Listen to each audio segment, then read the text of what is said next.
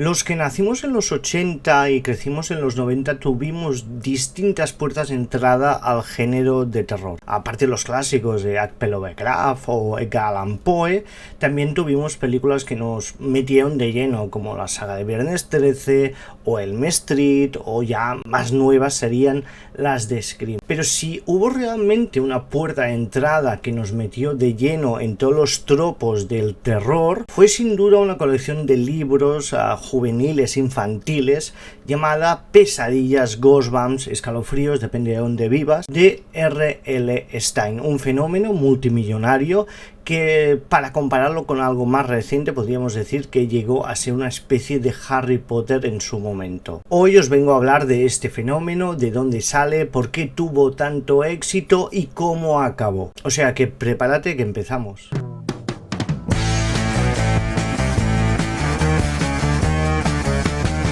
Antes de empezar, recuerda marcar el pulgar, suscribirte y marcar la campanilla para estar al día de lo mejor en cine, terror, cómics y noticias. Si hablamos de Goosebumps, tenemos que hablar de su autor, que es R.L. Stine. Este autor empezó ya de muy joven a escribir, escribiendo en la revista del colegio, del instituto, y su fascinación era la escritura humorística. Le gustaba mucho escribir sobre cosas que hicieran gracia, de humor y demás. Fue un escritor constante que le llevó a llamar la atención a editoriales. Sus primeros libros fueron un auténtico fracaso, eran libros de muy humor, con mucho dibujo y demás, dirigido a un público infantil, pero pronto le pidieron que escribiera otras cosas. Acabó escribiendo novelas de Indiana Jones, Escoge tu propia aventura. Luego dio un salto con Point Horror, que es una colección de thrillers dedicados a un público ya más adolescente, donde teníamos amores, traiciones, asesinatos y demás. Muy recomendables sus novelas. Ahí también escribió Christopher Pike, Louis Duncan y demás. Pero le ofrecieron dar un salto más y le ofrecieron escribir unos cuantos libros sobre chicos, pero que ya no fueran adolescentes, sino que fueron chavales más jóvenes, chicos jóvenes, preadolescentes podríamos llamarlos, de a partir de los 9 años más o menos hasta los 13, 14.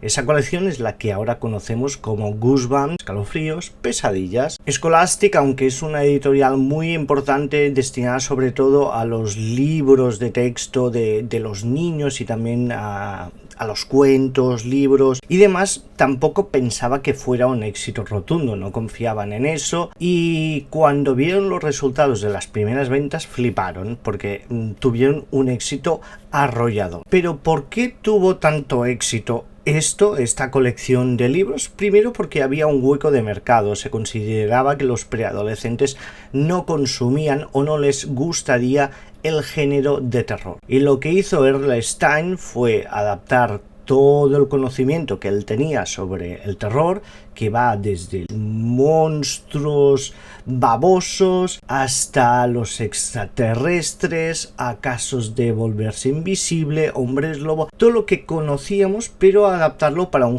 público mucho más joven. Y también la narrativa es muy simplificada. Los protagonistas, por ejemplo, empiezan hablando casi siempre en primera persona y se escriben a sí mismos su situación actual y la relación que tienen con su alrededor. Por ejemplo, te puede decir que va vestido con una gorra del revés, unos shorts y una camiseta de los Lakers, que su hermano mayor es muy pesado y que le hace la puñeta todos los días, que en el cole no saca buenas notas, que se acaba de trasladar a una nueva casa con su familia, que no tiene muchos amigos y demás. O sea que rápidamente los lectores pueden sentirse bastante identificados porque se lo dan todo mascado, es fácil de entender, la acción fluye constantemente, y es que además los capítulos suelen ser muy cortos, de unas pocas páginas, quizá 4 o 5 páginas, y siempre te dejan con un cliffhanger para saltar al siguiente capítulo. O sea que tenemos dos pilares importantes: que los chavales se sienten atraídos por este tipo de narrativa, y además que tienes los monstruos que, quieras o no, siempre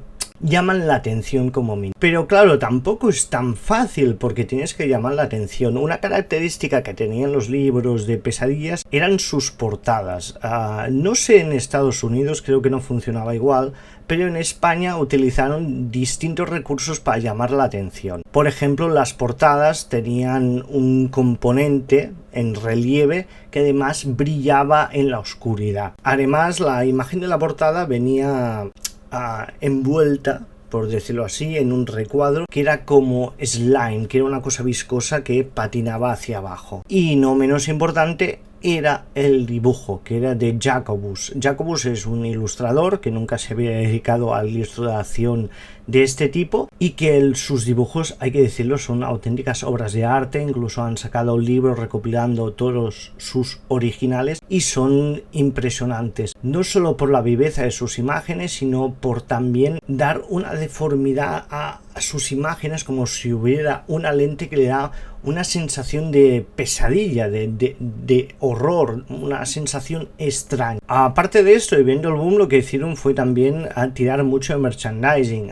En España, por ejemplo, dentro de los libros, los primeros números sobre todo, teníamos los marcapáginas, que dentro había un tazo, no sé si os acordáis, y la mascota en un principio era un esqueleto. Pero ¿qué pasó? Que con el paso del tiempo, el esqueleto, la mascota de pesadillas, podríamos decir, acabó perdiendo su protagonismo por Slappy, que Slappy es una pieza fundamental dentro de Ghostbump. Slappy, el muñeco viviente, no solo tuvo distintas entregas en la colección original de pesadillas, sino que también tuvo su propia serie, su spin-off, con muchos volúmenes. Y el merchandising que salió de la serie es impresionante, había de todo, desde cepillos de dientes, ropa, juguetes, juegos de mesa, y también Fox Kids sacó su serie que adaptaba las novelas, reduciéndolas a que era una serie con personas humanas y demás, que tuvo mucho éxito. Bueno, todo el mundo se acuerda de su sintonía de entrada. Ya a finales de los 90 se acabó esta colección, la original, después de 60 títulos, pero fueron saliendo otras series relacionadas también con R.L. Stine detrás, con pesadillas, desde Escoge tu propia pesadilla, Slappy World, Horrorland, Pesadillas 2000, además de otras obras que aunque no estuvieran estrictamente relacionadas con pesadillas, sí que tenía el mismo tono de chicos muy jóvenes enfrentándose a horror. Y lo último que hemos tenido de pesadillas más o menos destacables serían sus dos películas con Jack Black, que interpreta a R.L. Stine, que son películas que os pueden recordar un poco a Jumanji, ¿no? Donde los monstruos que viven en los libros cobran vida y atacan a los protagonistas. Lo último que sabemos, eso sí, es que aparte de que R.L. Stine sigue con los spin-off de la serie original, ahora Disney Plus quiere hacer su serie, que ya se está rodando y que espero que podamos ver pronto, que se supone que son adaptaciones de los libros, pero me da la sensación